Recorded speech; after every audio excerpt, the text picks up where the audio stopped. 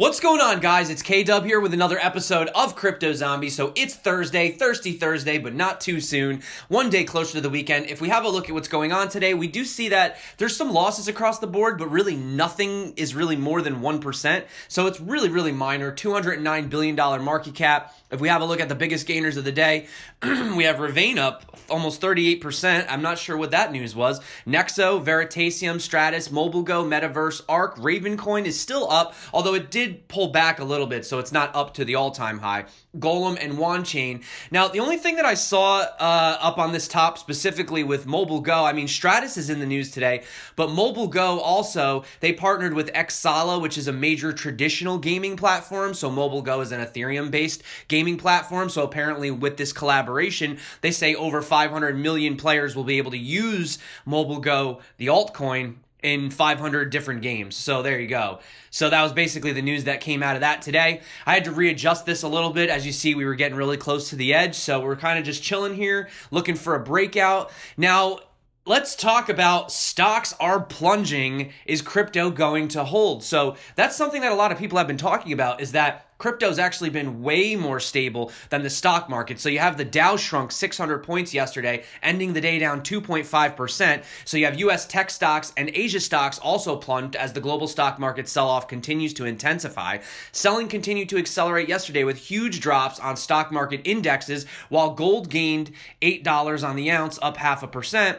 So it says, should the stock market sell-off intensify further whilst the US economy continues to find its feet during the president's current phase of global trade arrangements, a panic phase due to uncertainty cannot be ruled out. And you can see right here, you have the S&P 500, NASDAQ, and the Dow Jones, and you can see Bitcoin just kind of chilling there. We were just making that joke about Bitcoin basically being the stablecoin, right? So the other thing too is you have sources, now that these are not sources that are being identified, so please take this with a grain of salt, but they are saying that Bakkt could potentially get the green light to go up as soon as next week. Now, I know they were aiming for December 12th, but they're saying there's a potential that it may actually arrive a little bit early. So that was some pretty bullish news. And you also have Tom Lee. So he was basically preparing to speak at, the Block show. And he's talking about, they did a little bit of an interview. So they asked him what he thought and whether he's expecting a financial crisis or not. And he said, basically, he says Bitcoin is preparing to break out. It has found support around the 6,000 level, which equals the break even for mining costs. We had spoke about this. Usually once it hits that break even, he was explaining it way better than I was, but then it usually it doubles. So he also said, in his opinion, a financial crisis will be inevitable to take place, but the exact timing will be quite uncertain. There's greater leverage today, and global central banks have less wiggle room because of the current low rates. With that being said, he says he's not expecting an imminent crisis. However, it's not to be ruled out. Now, you want to talk on the bullish side of things. Let's talk about the COO and co-founder of Bitcoin IRA, Chris Klein. So he's saying that he sees some pointers specifically talking about Bakkt and Fidelity, and he's saying that he says we could see a 40K Bitcoin by the end of the year. Now, keep in mind, we're almost in November. But if you do look at the major rally that took place last year, up to 20K, that actually happened in a very short period of time. Actually, 3 weeks of it being the most aggressive. So it is possible that we could see a 40K Bitcoin. Obviously these are just predictions. You might as well just spin a wheel and throw a dart. But this is what these guys are saying. They also say soon the value of Bitcoin and other altcoins will increase surely as well. Bitcoin is not in a bubble. Now, I also wanted to talk about this article from DCForecast.com. It says, according to the CEO and founder of the financial advisory firm Dever, I think it's Dever or Devere Group, Nigel Green, and his press release, this was the next 10 years will put altcoins in the spotlight, he says. So he's analyzed the crypto revolution, and he says that it's definitely due to Bitcoin. However, we're going to see Bitcoin dominance clearly come down over time, and he's calling for a $20 trillion market cap. So he says that while I don't wish to rain on anyone's parade, I believe that Bitcoin's influence and dominance of the cryptocurrency sector will drastically reduce in its second decade. He also speaks about XRP, saying that he thinks it'll be one of the main digital assets. But I mean, clearly, as more tokens are issued, Bitcoin dominance tends to fall because people have more options. As you can see, I might be in the way right here, but this little white line right here, this one right here represents all the other cryptos that aren't the top main ones. And you can see that they're steadily rising. And as they rise, Bitcoin falls. Look back here, we almost had the Ethereum Bitcoin flippening. So yeah, I mean, it's a total possibility. But the other thing that we're talking about now, let's talk about this. So Tether says that they've just destroyed 500 million USDT from the Tether treasury. Some people are spreading some kind of FUD over this.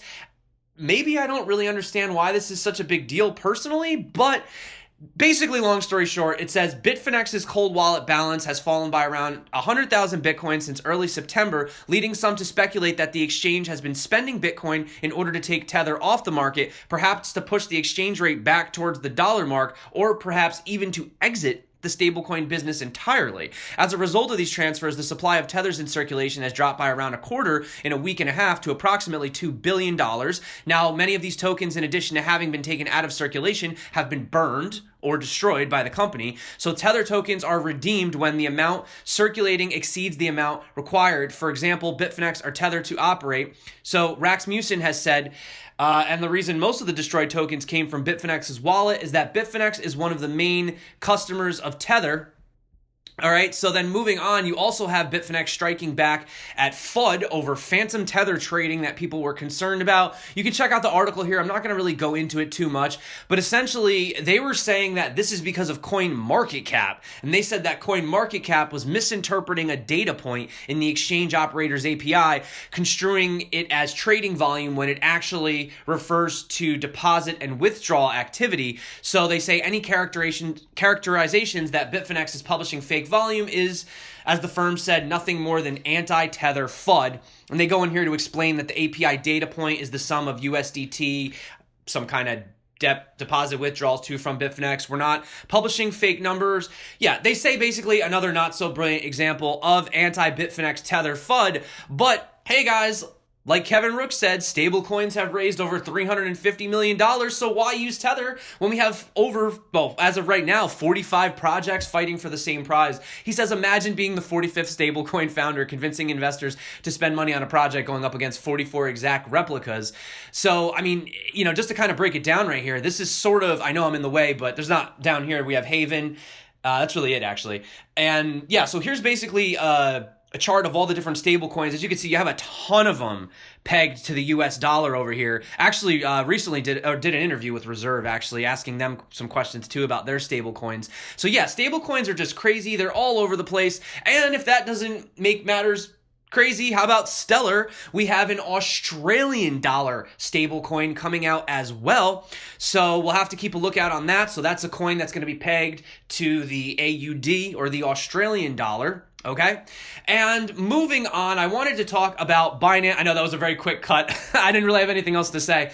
I wanted to talk about Binance. I wanted to catch up on what they've been doing recently about their crypto donations. Remember, they had that relief fund for West Japan. They had those devastating floods that happened mid-July. So they, took donations in. So basically here, they transparently are showing you what they're doing with it. So they managed to raise over 1.4 million in various types of ERC20s, which is pretty incredible when you think about the community just coming forward and donating for a cause like that. And, these are things that make me happy in crypto. I really love to see stuff like this. They have a breakdown over here. They could show you what they did with it, who they donated it to. I'm not going to go into that, but really incredible. So I just wanted to give Binance a shout out in the beginning of the coin news. Now, there's a lot of XRP news today. I'll try to keep it quick. So you have Combank, based in Sri Lanka, says that it's recently joined RippleNet. Meanwhile, a member of the Ripple community has released a new blockchain explorer for XRP called XRP Scan, and they say it's designed to imitate the look and feel of traditional platforms like Etherscan. So I'll just kind of show you guys what it looks like real quick. I mean, pretty much basically exactly what you're used to. You enter the transaction hash up here, whatever, and yeah, pretty much what you're used to already. So the other thing too is you got Changelly opening up the XRP fiat market, which allows investors to buy XRP directly using Visa or MasterCard. So you can literally get XRP directly from credit card purchases. They say, though, there are concerns that Changelly might change their policies and enforce know your customer rules, somewhat like Shapeshift has. But, you know, for the most part, that's pretty good news for them as well. And then on top of that, you also have the New York State Department of Finance Services that has approved an application for Coinbase Custody Trust Company LLC, which is a wholly owned subsidiary of Coinbase Global, to operate as a limited purpose trust company. So essentially, because of this, it allows them to secure custodial services for the top 6 digital assets, including XRP. So they say there's been no comment from the company's executives on why they are yet to list XRP, you know, actually on Coinbase itself, despite the huge demand for XRP, especially with the price spikes and the rumors of the listing flying around. As you guys know, there's a lot of rumors right now about XRP potentially getting listed, so we know what those speculations can do to the prices, right? Now, let's talk about some other coins. So we have PIVX turns to a cyborg to expand its reach. Come with me if you want to live. Not that kind of cyborg. We're talking about UFC featherweight champion Chris Cyborg. So the partnership is part of the coin's latest push to broaden its awareness into the sporting arena. They go on to say that combining PIVX with people's passion for sports, it's a win-win. It lowers the barrier to entry by connecting something complex and new like cryptocurrency to something that people are already familiar with, you know, like an athlete or a celebrity. So they're starting the movement. It's dubbed PIVX Sports, and the project seeks to sponsor unique athletes around the world as it tries to grow its awareness in the sporting arena. The cryptocurrency project has also confirmed sponsorships of Australian surfer Tarnia O'Meara as part of the drive as well. Now, getting back to the reason why I think Stratis was up 8% today is because they announced they've become a certified Microsoft independent software vendor, so the certification will give the company access to both marketing and development resources to enhance its technology and overall business operations.